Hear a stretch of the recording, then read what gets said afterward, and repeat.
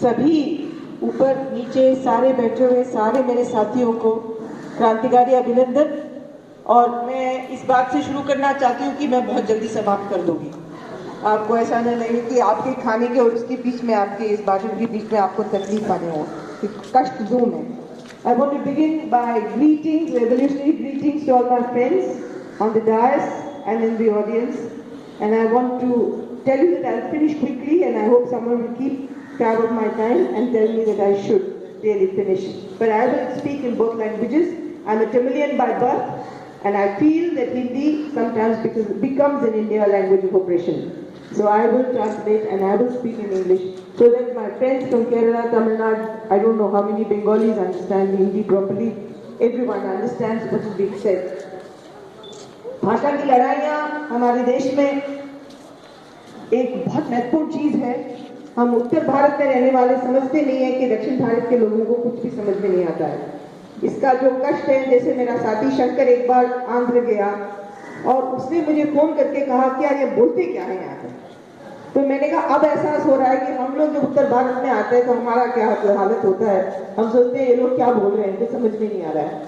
तो इसलिए मैं दोनों भाषा में बोलूंगी, थोड़ा मुझे कम बोलूंगी मगर दोनों भाषाओं में बोलूंगी। मैं अपने शुरुआत हिंदी में करती हूँ कि यदि मेरा दोस्त चुन्नी सिंह यहाँ होता, तो मेरे गुरु तो हैं, मेरे सारे मजदूर साथी बहन भाई सब लोग, तो चुन्नी सिंह यहाँ होता तो क्या कहता?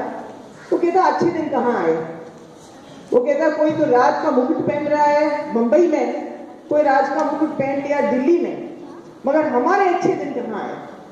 तो जब आया अपना एक ऐसे ही एक भाषण देने के लिए कुछ पढ़े लिखे पॉलिसी प्लानिंग सीखने वाले छात्रों के सामने उसको कहा गया कि तुम इनको भाषण दो, तो उसने शुरुआत इसी से की कि आप तो कहते हो कि गरीबों पर नरेगा में खर्च नहीं होना चाहिए, खर्च होता है तो बहुत ज्यादा खर्चा है, देश डूब रहा है कर्जे में, मगर ये बुलेट ट्रेन क्या है।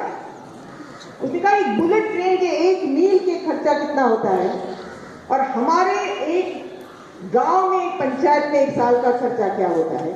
बुलेट ट्रेन में कौन बैठता है और गांव में इस मजदूरी से कितने लोग जीते हैं। तो मुझे लगता है कि ऐसे तर्क देने वाले भारत निवासियों को ऊपर पूरी आशा है कि इस देश को उस रास्ते जाने नहीं देंगे यदि उनको मौका मिले कि उनकी आवाज बुलंद हो और हमारे राज करने वाले लोगों तक पहुंचे। I have a friend called Chunni Singh, who's a very small and marginal farmer. He came to address a group of policy students and he was lecturing to them on the vagaries and the problems with planning and policy. And he asked them, why so much emphasis on a bullet train? And why are you saying today that NREG is a drain on the economy? He said, how much money will you spend on a kilometer of the bullet train? And how much that money will take us years to spend in a panchayat and so many people will survive. What kind of development it is? And I think these are the voices that are going to take us forward in this campaign. And I owe so much to NAPM because NAPM has given me an opportunity to meet so many people. And I think this is the strength of India on which we have to rely. But the question is, and the challenge is, how do these voices come together to come up to a media that denies us any access, to state our positions, not as representatives of people like us activists are, the people's voices themselves. इनकी आवाजों को बुलंद करने के लिए क्या किया जाए, तो एक बहुत अच्छा सुझाव आया। अनिल ने बताया कि ये लोग एक आंदोलन कर रहे हैं, लोग चलेंगे, पैदल जाएंगे। उसी तरीके से पेंशन परिषद, खाद्य सुरक्षा वाला आंदोलन, NAPM, सूचना के अधिकार के आंदोलन, सब लोग दिल्ली में मिल रहे हैं एक दिन के लिए 2 तारीख को, जब हम कन्वर्जेंस कह रहे हैं उनको, जिसमें जितने जन आंदोलन के लोग हैं, दलित आंदोलन के लोग हों, किसी आंदोलन के लोग हों, हम एकजुट होकर उस सरकार को कहें कि हम बिखरे हुए नहीं हैं, हम एक साथ हैं और हमारी आवाज को आपको सुनना ही पड़ेगा। That's why it's important that all of us come on a common platform on the 2nd of December in Delhi, because Delhi is an inward-looking city. It doesn't look outward, though it's supposed to rule all of us. Our voices don't get heard there. We have to get there, and to that day we will declare to them that we stand together. And I think the NAPM convention has come at the right time. And as an old member of the NAPM and a person who continues to hope, I'm very happy that this सम्मेलन is being held today. सम्मेलन में आप आज इकट्ठे हुए हैं तैयारी के लिए, इस बात को सोचने के लिए ताकि दिल्ली में भी आवाज बुलंद हो। ये बहुत अच्छी बात है। सम्मेलन में NATF के जितने साथी हैं उनसे सीखते आई हूँ और आशा है कि आपकी आवाज और लोगों के साथ मिलकर वहां बहुत बुलंद आवाज के रूप में उठेगा। मैं छोटी सी बात कुछ कहना चाहती हूँ कि आज हम लोग क्या इस परिस्थिति में पहुंच गए हैं, और कई लोग मुझे कहते हैं कि जन आंदोलन समाप्त हो गया है। तो मैं पूछती हूँ क्यों समाप्त हुआ है? कि अब टीवी में नहीं दिखते हैं। मैंने कहा टीवी में दिखने के लिए कोई जन आंदोलन था? कौन से कितने टेलीविजन में दिखता था जन आंदोलन? कि क्या हम उस कॉर्पोरेट मीडिया की बातों को हम अपना लिए कि हम मीडिया में नहीं दिखते तो हम है ही नहीं क्या? हम लाखों में हैं, देश में करोड़ों में हो सकते हैं, हम दिखते नहीं है तो क्या हम आंदोलन नहीं है क्या? तो एक बहुत विडंबना आ गया है कि राजनीति की परिभाषा, राजनीतिक आंदोलनों का परिभाषा हमारे दिमाग में भी वो जो टीवी मीडिया को जो नियंत्रित करते हैं उनके हमारे समझ में, उनकी समझ हमारी बनती जा रही है। इससे हमें चेतावनी रखनी पड़ेगी। हम इससे हटकर हमारे दिमाग को अलग रखना ही पड़ेगा। हमारे अच्छे अच्छे नेताओं के मुंह से भी कभी कभी निकल आ जाता है कि हमारे आंदोलन में शक्ति नहीं है। तो कैसे इस बात को हम लोग अपनाएं? मुझे लगता है इस तरीके की जो हमारे ऊपर मानसिक हमला हो रहा है वो सबसे बहुत खतरनाक है। I've heard very important and senior activists say that we are not there and we've lost strength now and the people's movements are hollow or people's movements are not powerful enough. We have tended to now purchase the propaganda that is promoted by the corporate media that unless it projects us, we don't exist. And for this reason also, we need to come together like we've come today, repeatedly come together to reassure each other of the strengths we have and also go out and stand together in very visible public fora to say that we stand together.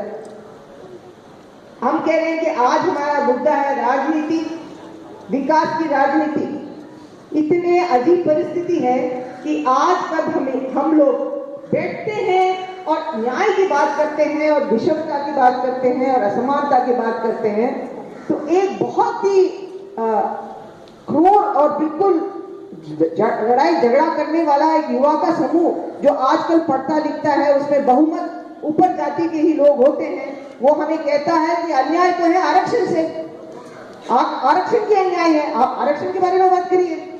तो उसका हम जब छोटे थे, उम्र में college पढ़ते थे, हमें किसी की हिम्मत नहीं थी कि हम अन्याय के बारे में बात करते हुए आरक्षण के बारे में बात करें। समझ था कि आरक्षण किस लिए आया है, आरक्षण की भूमिका क्या है, आरक्षण कहाँ है, आंकड़े मालूम थे कितने लोग दबते हैं, कितने लोग स्कूल जाते हैं, कितने लोग वंचित रहते हैं। आजकल वो कहते हैं और अपना रखते हैं यूथ फॉर इक्वालिटी करके नाम अपने ले देते हैं। Today the strange thing is that when we go and talk about equality and justice, it's a strange phenomena in many universities, including Delhi, including the Jawaharlal Nehru University, that you come across young people who come and tell you that inequality is their problem because they, as Savarnas, as upper caste, they are denied access because of reservation. The whole reservation issue today has come up for a further fresh assault and debate. And I think it's important to understand that every single word we use and the phrase we have used has been co-opted into a vocabulary of attack on us and our values, which we held so dear.